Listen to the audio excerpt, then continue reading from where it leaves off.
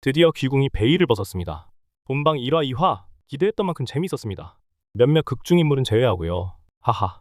3화 4화 예고 바로 이어갑니다. 13년 전 어린 이정이 즉위하기 전 궁 안에서 벌어진 대규모 혼비백산. 대비는 그날을 잊지 못한다.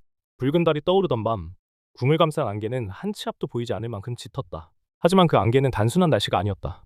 궁의 동궁전. 세자의 처소 안에서 끔찍한 비명이 터지고 피해 자국이 문을 타고 흘러내렸다. 이정은 그 핏자국을 본 순간 13년 전의 밤을 떠올린다. 폐하, 들어가지 마십시오. 그 방 안의 냄새가 사람 것을 넘어섭니다. 대비의 눈이 커진다. 그 문을 보는 순간 그녀는 비틀거리며 뒤로 물러난다. 아니야, 또다시 반복되는 건가? 궁에서 누군가가 금단의 문을 열었다. 그리고 궁궐 내 수십 명이 흔적도 없이 사라졌고 붉은 핏자국만 남았었다. 대비는 그때도 이렇게 피 묻은 문을 봤다. 똑같은 패턴, 똑같은 악취. 13년 전 그날과 너무도 닮은 오늘. 하지만 이번에는 다르다. 한편 강철은 붉은 기운을 따라 궁의 뒷마당으로 향한다. 안개 속에서 무언가가 몸을 긁는다. 그가 발을 딛는 순간 안개 속에서 날렵한 검은 형상이 튀어나온다. 강철은 반사적으로 손을 뻗고 그 존재의 목덜미를 잡아챈다. 그 순간 뇌리를 스치는 환영, 불타는 마을, 사람들의 비명, 하늘을 가르며 내려온 붉은 눈동자의 짐승. 아직 끝나지 않은 기억, 아직 드러나지 않은 진실. 여리는 자신도 모르게 강철이 있는 곳으로 달려간다. 그녀의 손에서 묘한 푸른 기운이 맴돌고 있었다. 봉인술이 아니다. 그것은 소환이었다. 그가 아니었으면 안 되었던 이유, 이제 알겠어. 그리고 대비는 과거의 수첩을 꺼낸다. 그 아이는 다시 돌아올 수 없을 줄 알았지. 과거의 기억이 현재를 침식하고 봉인과 소환의 경계가 무너지는 밤. 왕 이정은 선택해야 한다. 진실을 쫓을 것인가, 안정을 유지할 것인가. 그리고 여리는 처음으로 그날에 대한 기억을 꺼내게 된다. 강철, 내가 처음 본 건 네가 아니었어. 강철의 몸에 비늘이 더 짙어졌다.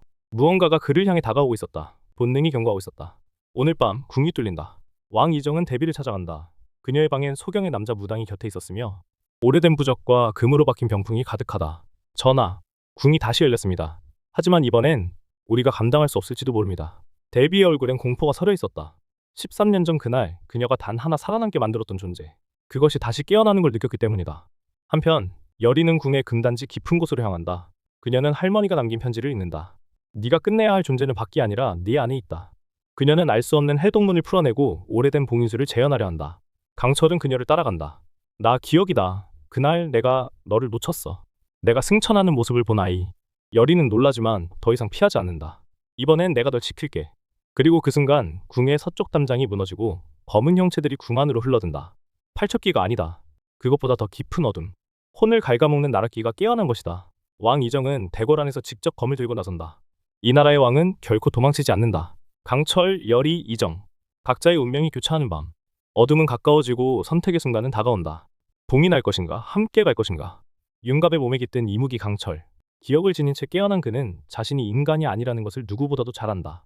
그러나 이 낯선 세상, 윤갑의 이름을 부르는 사람들, 그 안에 서려있는 감정들과 과거, 새벽 궁궐, 또다시 벌어진 살인사건, 태우다만 부적, 비틀린 목, 공포로 가득 찬 눈동자.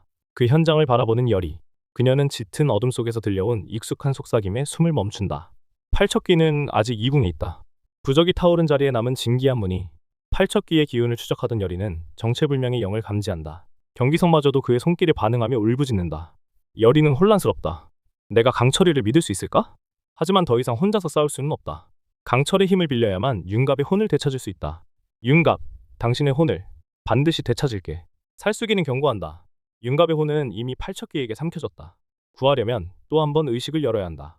왕 이정 역시 이상함을 느낀다. 윤갑의 몸이 보여주는 섬뜩한 이질감. 그 눈빛은 인간의 것이 아니다. 그러나 윤갑이 데려온 여리. 그녀의 이름을 들은 순간 이정의 기억 속 봉인된 장면이 스쳐간다. 13년 전 피로 물든 궁. 그리고 그날 악귀를 봉인한 소녀. 내 할미처럼 널 필요로 한다. 이번에도 궁을 지켜다오. 여리는 거절할 수 없다. 강철이를 믿어야 할지 말지. 선택의 시간도 없다. 윤갑의 혼을 살리기 위해 자신이 다시 무녀가 되어야만 한다. 밤, 궁 깊숙한 곳, 금단의 봉인지. 여리는 손끝에 피를 묻혀 진혼을 부르고 입술로는 마지막 기도를 남긴다.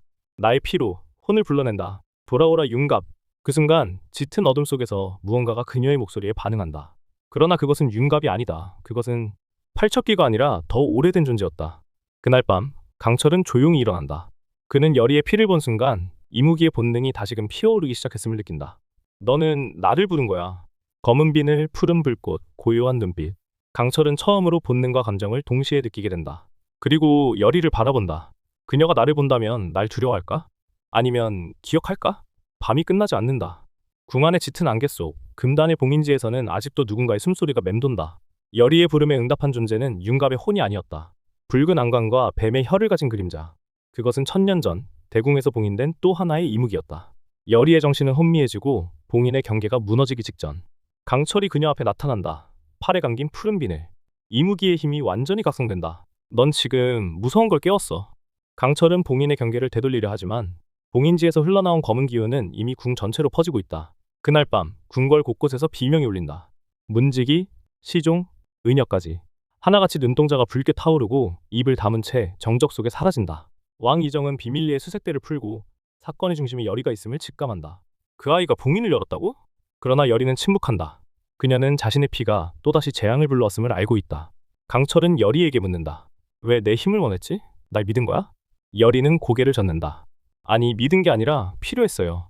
그 말에 강철은 입꼬리를 살짝 올린다. 그건 분명 모멸감이 섞인 웃음이었지만 어쩐지 섭섭하지 않았다. 다음 날 봉인지에 남겨졌던 무늬가 악기의 부적과 닮았다는 사실이 드러난다. 이정은 조용히 중전에게 묻는다. 팔척기는 정말 사라졌다고 믿습니까? 대비는 말없이 웃는다. 그리고 손에는 오래된 부적이 쥐어져 있다. 그 순간 병풍 뒤에서 귀를 기울이던 무당 서서히 눈을 뜬다. 그의 동공은 붉은색이었다. 지금 궁은 더 이상 인간의 공간이 아니다. 붉은 달이 뜬 밤, 궁 전체를 휘감은 짙은 안개는 더는 단순한 기후가 아니다. 하루아침에 사라진 궁인들. 시신은 없고 흔적도 없다. 오직 남겨진 건 그들이 입고 있던 옷과 바닥에 찍힌 이상한 문양. 왕이정은 공식적으로 전염병이라 발표하지만 모든 이는 안다. 궁에서 무언가 잘못 깨어났다는 것을. 그날 밤 강철은 스스로를 꾹 누른다. 이무기의 힘이 각성한 그는 아직은 사람의 얼굴을 하고 있지만 마음속 깊은 곳에서 본능이 요동치고 있다. 열이 너를 지켜야 해. 하지만 나도 무섭다. 강철은 차츰 혼란스러워진다. 열이를 향한 감정과 그를 둘러싼 본능. 그녀가 다시 피를 흘리는 순간 그는 정말로 이무기로 돌아가 버릴지도 모른다. 한편 열이는 봉인지의 균열을 다시 막기 위해 혼자 의식을 준비한다. 그녀는 이번엔 강철을 부르지 않는다. 아니, 부를 수 없다. 이번엔 내 피 말고 다른 방법이 있어야 해. 하지만 팔척기가 아닌 더 오래된 존재, 검은기가 움직이기 시작한다. 그것은 봉인지의 틈에서 빠져나와 궁 밖의 민가로 흘러들고 있었다. 시신 없이 사라진 백성들, 전염병이 아닌 탈혼, 혼을 먹는 악귀의 짓이었다. 대비는 미소 짓는다. 그 모든 것이 예전부터 준비되어 있던 듯. 드디어 봉인이 깨어나는구나. 그 아이가 돌아올 시간이야. 그 말, 그 아이. 열이는 익숙한 듯 입을 다문다. 그리고 강철은 그 말에 정체 모를 두통을 느낀다. 그게 나였던 건가? 혼란의 시간. 궁은 붉은 빛에 휩싸이고 강철과 열이는 선택의 기로에 선다. 그를 믿을 것인가 아니면 다시 봉인할 것인가? 강철은 더 이상 자신의 정체를 부정할 수 없다. 검은 비늘은 어깨까지 번졌고 잠들 때마다 들려오는 수많은 목소리들. 그는 이제 사람이 아닌 존재가 되어가고 있었다. 하지만 그는 기억한다. 열이의 손길을, 목소리를, 그리고 그녀가 피워낸 불꽃을. 한편 대비는 조용히 궁의 외부 인물들과 접촉한다. 사제들과 무녀들, 그리고 오래전 귀문을 막았던 봉인술사들. 그녀의 손엔 낡은 수첩, 그 안엔 이무기와 팔척기, 그리고 이름 없는 존재 하나가 나란히 적혀있다. 열이는 강철을 만난다. 이번엔 묻는다. 당신 정말 그 존재예요? 강철은 대답하지 않는다. 대신 손을 내민다. 날 믿어줘. 지금은 그게 전부야. 그리고 둘은 다시 궁의 금단지로 향한다. 검은기의 기운을 봉인할 마지막 수단을 찾기 위해.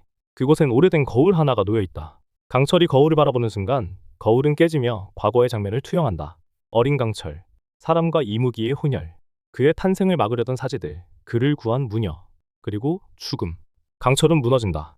나는 처음부터 존재하면 안 됐던 거야. 열이는 그의 손을 잡는다. 그럼에도 불구하고 당신은 지금 여기 있어요. 이유가 있을 거예요. 그러나 시간은 없다. 검은기는 궁을 넘어 왕성 전체로 퍼지려고 있다. 재미있으셨나요? 구독과 좋아요 눌러주세요. 다음 화예고로 찾아뵐게요.